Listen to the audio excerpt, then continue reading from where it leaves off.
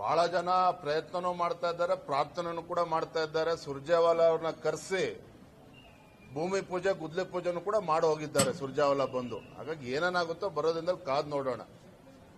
ನಮಗೆ ಯಾರು ಮುಖ್ಯಮಂತ್ರಿಯಾಗಿ ಮುಂದುವರಿತಾರೆ, ಯಾರು ಮುಂದುವರಿಯೋದಿಲ್ಲ, ಅಥವಾ ಸಿದ್ದರಾಮಯ್ಯ ರಾಜೀನಾಮೆ ಕೊಟ್ಟ ಮೇಲೆ ಯಾರು ಬರ್ತಾರೆ, ನಮಗದು ಮುಖ್ಯ ಅಲ್ಲ. ರಾಜ್ಯದ ಜನ ಚೀಮಾರಿ ಆಗ್ತಾ ಇದ್ದಾರೆ ಕಾಂಗ್ರೆಸ್ ಸರ್ಕಾರದ ಬಗ್ಗೆ, ಚೀಮಾರಿ ಆಗ್ತಾ ಇದ್ದಾರೆ ಕಾಂಗ್ರೆಸ್ ಸರ್ಕಾರದ ಬಗ್ಗೆ. ರೈತರು ಸಂಕಷ್ಟದಲ್ಲಿದ್ದಾರೆ, ರೈತರ ಬಗ್ಗೆ ಕಾಳಜಿ ಇಲ್ಲ ಸರ್ಕಾರಕ್ಕೆ. ಬಡವರು ಬಗ್ಗರಿಗೆ ಒಂದು ಮನೆ ಕೊಡೋದಕ್ಕೆ ಸಾಧ್ಯ ಆಗ್ತಾ ಇಲ್ಲ. ಒಂದು ಗಂಗಾ ಕಲ್ಯಾಣ ಯೋಜನೆನೂ ಕೂಡ ಈ ಯೋಗ್ಯತೆ ಕಾಂಗ್ರೆಸ್ ಸರ್ಕಾರಕ್ಕೆ ಕೊಡೋಕೆ ಸಾಧ್ಯ ಆಗ್ತಾ ಇಲ್ಲ.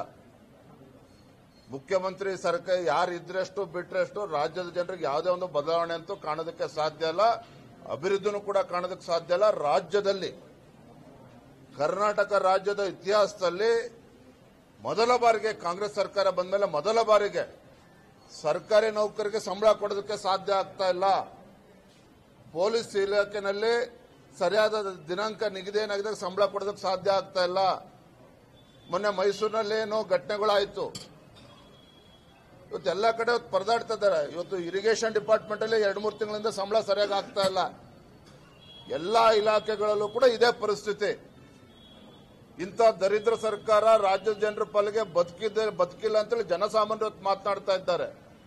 ಹಾಗಾಗಿ ಮುಖ್ಯಮಂತ್ರಿ ಯಾರಾಗ್ತಾರೆ ಯಾರಾಗಲ್ಲ ಅದು ಪ್ರಶ್ನೆ ಅಲ್ಲ. ಯಾರಿದ್ರು ಕೂಡ ಪರಿಸ್ಥಿತಿ ಅಂತೂ ಬದಲಾವಣೆ ಆಗೋದಿಲ್ಲ.